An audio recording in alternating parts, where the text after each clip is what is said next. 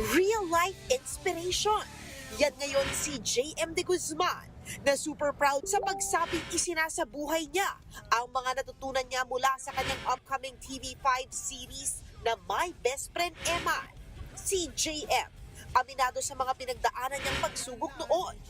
At part ng kanyang recovery, ang kanyang health journey, healthy diet, MMA at strength training workout na nakakabuti rin daw para sa kanyang mental health. Nakokonek ko nga siya sa my best friend Eman kasi persistent yung depression ko. Yun ang diagnosis sa akin ng doktor. And laking tulong sa akin pag nire-reconnect mo ko with God.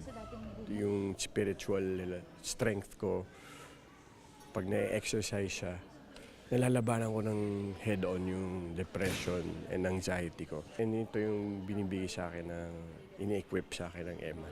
Kaya para kay JM, mas personal at hindi basta isang project lang ang My Best Friend Eman. Ang karakter daw niyang si Mateo, Ocho, sumasalamin din sa ilang bahagi ng kanyang pagkatao.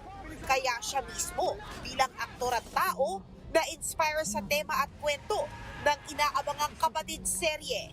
Proud din si JM sa inclusivity na isinusulong ng serye, lalo na sa paggamit ng FSL o Filipino Sign Language.